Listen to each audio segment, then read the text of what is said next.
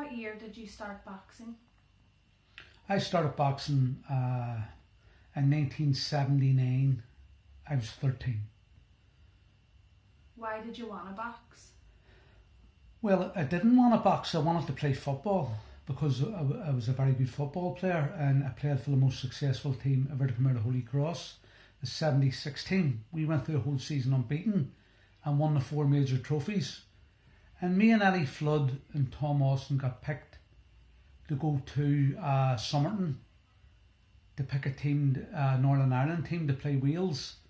And the three of us went, and there was enough players there to play off against each other.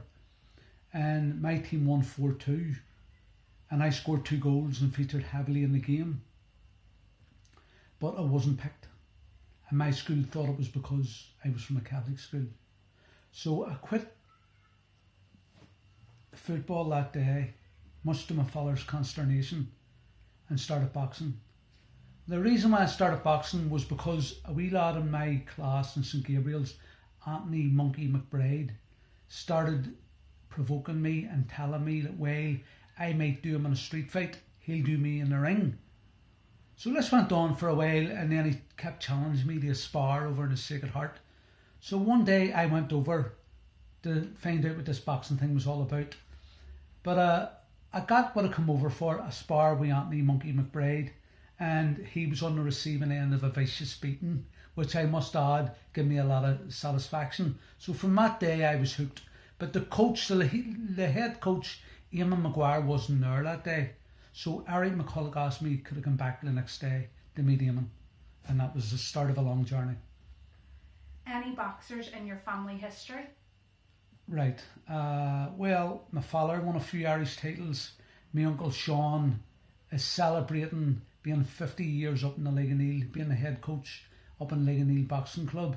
The previous coach, Terry McCafferty, was shot dead in 1974 while out doing a day's work. So Sean took over the helms in 1974, and he's still there to this day, 50 years ago. So that's going to be quite a celebration, and hopefully they'll do something for Sean. My grandfather, Harry McAuley, my dad's father, was an Irish international as an amateur, and he was Northern Ireland area professional featherweight champion, which he won against Billy Donnelly over 15 rounds.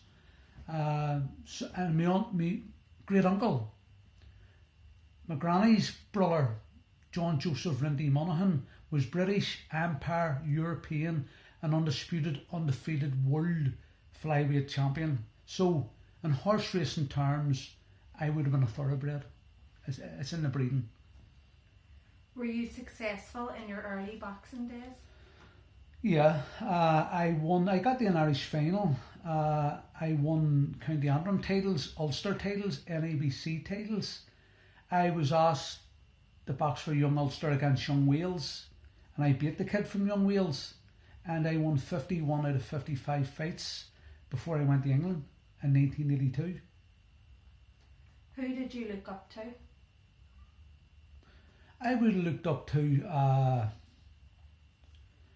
my youth workers in Ardown Youth Club. Hugo McGee, Mickey Brennan, Brian Gormley, Sean Clark, Desi Flood. I hope I haven't left anybody out. People like that who helped to rear me, and they done that. They were volunteers. They didn't get paid for it, so they were my heroes. You left Belfast to go to Manchester in 1982. Talk to me about that. Well, see, my dad would have been in London for long spells, but he came back and sort of settled a wee bit in the summer of 82. And at that time, I was a wee bit out of control. I was a skinhead. I was running about with a bad crowd. I was drinking. I was glue sniffing. I was fighting. I was joyriding. And my dad seen a bit of potential in me, and he wanted me to fulfill that potential, and he knew I was going down the wrong road. So he contacted his brother Jared in Manchester and fixed me up to go over to Manchester to live with Jared and his family. I believe the Manchester Evening News nicknamed you the Belfast Bomber. Very inappropriate. See, there was bombs in the IRA bombs in the Arndale Centre and all over England, killing and maiming many people.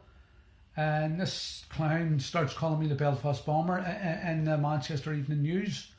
So me and my Uncle Jared had ended up going down to the Manchester Evening News to seek him out, and I asked him would he desist from calling me the Belfast Bomber, that I had come over to get away from all that. And there was a weekly page, it was Thursday or Friday or Saturday, there was a full page devoted to amateur boxing, and Ed Barry was the editor of that.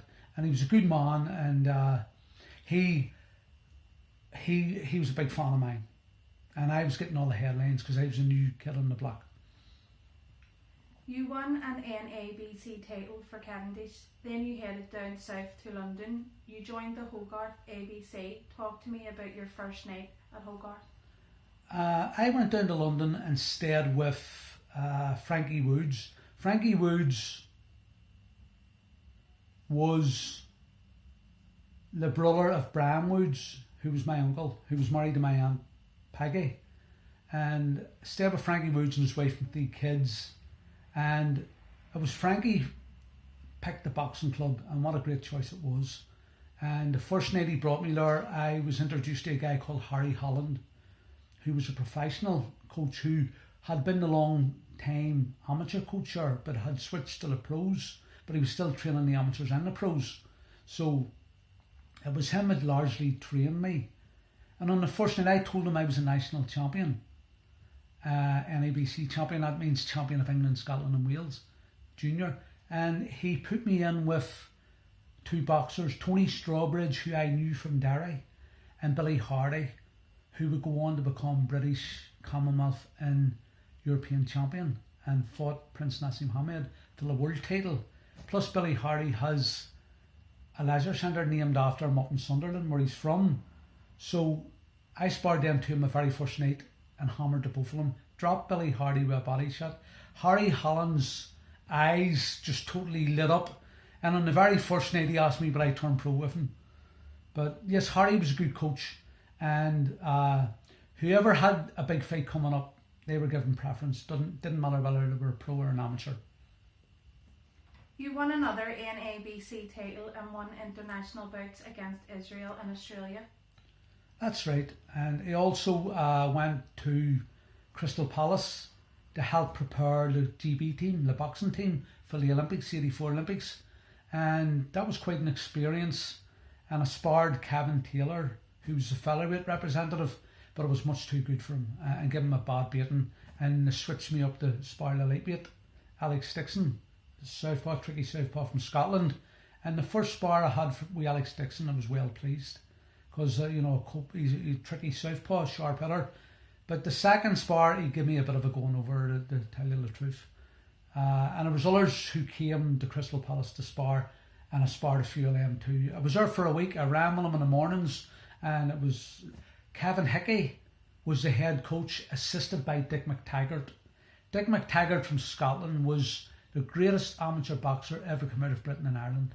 He won the Val Barker Trophy for the best boxer of the Olympics in 1956. He's a legend. So to be in their company was fantastic. You say that one of your proudest achievements was beating the reigning Irish junior champions when you were the reigning British junior champion. Yes, that's right. Also, when I won the NABCs for the second time, I won the Boxer of the Night, and that got me £300 stereo equipment. But my Uncle Jared had come down from Manchester to support me, so I give it to him. And yes, very, very proud. I'm as proud of beating the 2 Irish junior champions. One was in 83, one was in 84. Chris Halley was in 83, Alan Keogh was in 84. And it's in the record books. You can look it up on the computer or on your phone. And I beat them both convincingly. I was the British junior champion at that age and that weight. So it was like an unofficial title of Britain and Ireland. And I proved that I was the best junior boxer in Britain and Ireland in 1983 and 1984. And in 1985 I proved that I was the best senior boxer. You became one of a small number of Irishmen to win an ABA senior title. Yes. There hadn't been an ABA senior champion from Belfast since 1928 when Jack Gartland won the ABAs. He also represented the GB in the Olympics. A fella not too far away from here, Barney Burns from the Old Park Road, got to the final in 1961, I believe, and a fella called Peter McCann beat him in a very close decision. Barney Burns was a legend, a bone legend, and I finally got there. I was up against a paratrooper in the final. The parachute regiment had caused so much pain and hurt the Ardoyne and other Catholic areas, and that put me under an awful lot of pressure. And with my dad Coco being well known for fighting and beating the paras on the street, in actual fact I flew a regimental boxing champion over from Germany to challenge my dad on the street. You couldn't make this up. But everybody knows here it's true. There's still some people alive today who were there, and my dad knocked him out. And after that, the Brits respected him, revered him even, and never bothered him again. And I used to be graffiti in Herbert Street, and it says Coco rules the paras. And then when I beat the para, when I knocked him out in 2 rounds and broke his nose in 3 places, there used to be graffiti in Ardoyne. It says McAuley's 2, paras 0. Honestly, amazing times. You came home to turn professional with Barney Eastwood at 19 when Barry McGuigan was world champion. That's right. And Carl Crook, the guy who beat in the ABA final, he went on to become British and Commonwealth champion, defended his belts 4 or 5 times, and fought twice for the European title, and was number 5 lightweight in the world when Pernell Whitaker was undisputed champion. Yes, I come home. Yes, Barry McGuigan was the carrot dangling on the stick. I come home to turn professional with Barney Eastwood. And no, sorry, I come home to box for the Holy Family, and my long-term plan was to go to the 1988 Seoul Olympics, and I wanted to represent my country in the Europeans and the Commonwealths, and I wanted to do things as an amateur before turning pro.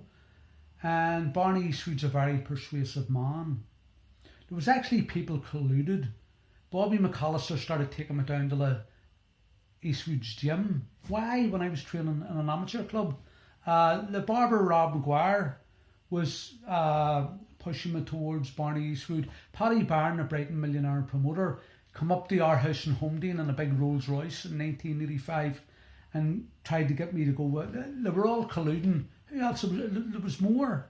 But I finally relented under the pressure, and I got a good deal from Barney Eastwood. I got £6,000 in 1985.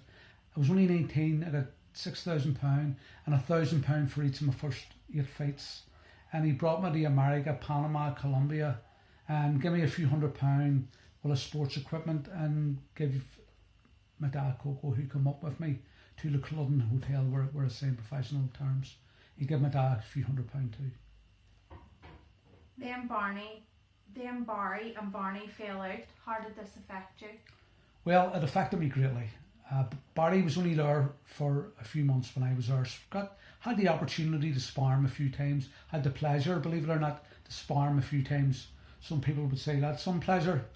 But all I could do was learn about Barry McGuigan. Wonder how he could cope with the pressure. And Barry McGuigan used to come to the gym with a fake beard and sunglasses and a hat, because this place was Barry Mania. Carl Frampton never came close, although he had fantastic support, never came close to Barry Mania. Barry just came along at the right time when the troubles was raging, and Barry was a Catholic, married to a Protestant, and just ticked all the boxes, and he was brilliant. He was absolutely brilliant. So when Barry had that acrimonious fallout with Barney Eastwood, and when he left, it was dreadful. It was absolutely dreadful. It was the worst thing that could have happened to me, because I believe I would have been a much better fighter if Barry had stayed on. And the wee locker he had in where the showers are, the shower facilities, it had Barry McGuigan on it. It was a piece of tape that you put around your bandages, and I stripped it off and put Eamon McAuley on it. And I didn't do that out of disrespect. I done that out of respect, because I knew he wasn't coming back, which greatly pained me. You sparred many world champions and world rated boxers. I'll name you just a few of them because I'm going to have to put my glasses here because my eyes are dead on for my age, but the writing's very small here. And yeah, many legends here. I had the privilege and the honour. Barry McGuigan, Gabriel Ruelas, Marcus Filizana, Hector Lopez, Antonio Esparragosa, Dave Boy McAuley, Paul Hodkinson, Harold Graham, Eamon Loughran, Michael Ayres, Andy Holligan, Eamon McGee, Neil Sinclair, Billy Hardy, Mark Winters, Alec Dixon, Francis Mpofo, Sam Story, Paul Harvey, Hugh Russell. And I dropped two of them and broke one of their noses, but I won't tell you who they were. And then other guys I fought: Carl Crook, Paul Fitzgerald, Moss O'Brien, Brian Roach, Paul Day, Derek Granger, Neil Foran, Ben McGarrigle, Dennis Stokes, Alan Keogh, Tony Graham, Danny Cooper, Oleg Sedenko. They were some of the best guys I fought, and I dropped 8 of them and broke one of their noses. And there was 3 Olympians there.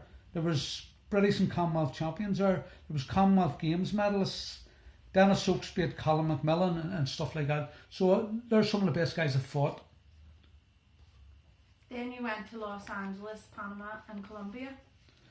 Yes, yeah, Barney Eastwood took me and Paul Hodkinson over there, and what an experience that was. We got to meet Sylvester Stallone and all, and just amazing, just absolutely amazing.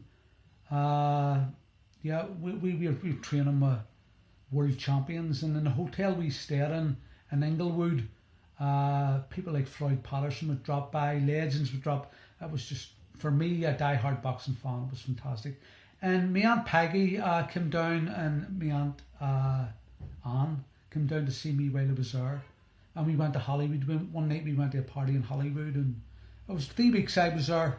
And then when we come back, less than a week later, we boxed in the York Hall, Bethnal Green, where I beat George Jones in points. But I was a bit jaded and wasn't at my best. But any wonder the amount of flying I had done. You talk about jet lag. You won your first 6 pro fights without losing a round. Then you very unexpectedly lost to Andrew Furlong. Talk to me about this. This is where it gets painful. Yeah. Andy Furlong came in as a last minute replacement. My original opponent was Dougie Monroe from Glasgow, I think it was, Scotland, somewhere in Scotland. And Andy Furlong was a southpaw. I never shined against southpaws. He was very tall. They said he was 9 stone 11 and a half, but he didn't weigh in when I went in. He didn't weigh in when all the other boxers were in. So I'm a wee bit sceptical about that. He went up to middleweight and gave Robin Reid, who became WBC World Middleweight Champion, he gave him a good fight. So, yeah. And on the night, I was going out with my partner Karen, and we were going along the Westland Road, and I was doing a balancing act in the cribby, and I went over on my ankle, and I should have went back home and got it nice, as I had a big fight the next week, but I had no sense then, and I walked on to the zoo with Karen up the Antrim Road, hobbled round the zoo and got a taxi back, and then got it in some ice, but it was much too late then. And in the fight, I lost my footing in the first round, and I pointed the canvas. And the fight's on YouTube. That's why my way of saying I've hurt my ankle, and I couldn't plant my feet for punching power with a bad ankle. But I had him down the second and nearly had him out, and it wasn't really that much in it. But my corner retired me at the end of the third because I could hardly stand with my ankle. But I was heartbroken, and I was to top the bill in the next promotion. It was a small hall promotion, but I was to top the bill. That would have been a dream come true for me. So I went into a terrible depression over that. Sorry, I trained diligently for a fight after that. Dave Boy McAuley was having a rematch with Fidel Bassa in February 1988, and I trained really diligently. I ran with Sam Story up in the Cavehill Mountains, got myself into brilliant shape, and a few days before the fight, Barney Eastwood pulled me off the show. And I don't know why, but I believe if I'd had that fight and had a good win, I'd have been back on course again and might have ended up being world champion, who knows. But yeah, big regret that he pulled me off that show, and I don't know why he did. You took a couple of years off, then you came back and won 5 in a row. Yes. Then you retired. Yes. I won 5 in a row, but I had became vegetarian, and then I became vegan. I'm about 30. I haven't had meat in about 34, 35 years now, and it's easy now. But then there was no Google or anything like that. There was no real information on vegetarian stuff, and you know, I needed to get my nutrients. I was giving up chicken and fish and meat, and I wasn't really subsidising. I was just eating the same processed stuff, and I lost my strength and I lost my power, and they were my two main assets. And because I wasn't knocking them out no more, I lost my friends. But yeah, I knew I wasn't. And if you look back in the videos which are on YouTube, you'll see how weak I am. You can see how skinny and weak. And I knew it was only a matter of time before somebody was going to beat me and beat me badly, because I wasn't myself. Nowadays, I have a healthy diet. I do a lot of running. I run marathons. I'm 59, coming up 59, and I'm in good shape for my age. But I've got a good diet now. But I hadn't then. That's if they have a team now. All the top boxers have a team. If I had a nutritionist, then once again I might have been world champion. All ifs and buts. Okay, I'll go with a few random questions. What's your favourite book? The Bible. Your favourite film? Goodfellas. Favourite comedy sitcom? Porridge. Or The Office. Or Curb Your Enthusiasm. Or maybe even Frasier. God, there's so many. The early Only Fools and Horses. Your favourite boxer? Harry Greb. Pittsburgh's Harry Greb from the 1920s. What a legend he was. The Royal Rovers stuff. It's hard to believe. He boxed many of his fights blind in one eye. You want to read about that guy. Wow. Love him. And here's the thing. See, in 1981, I was telling everybody about Harry Greb. Nobody had heard of him. Nobody had heard of Harry Greb. And I was reading about him, and I was telling the world, preaching from the rooftops when I went to England, when I went to London, you know, over here. Now everybody's talking about Harry Greb, but nobody talked about him then. They didn't know who he was. Or you would have got one or two saying, oh, that's the guy beat Gene Tunney. I was telling everybody how great Greb was, you know, and now everybody is. Somebody texted me the other week, Eamon, have you ever heard of a boxer called Harry Greb? Your favourite football team? Cliftonville.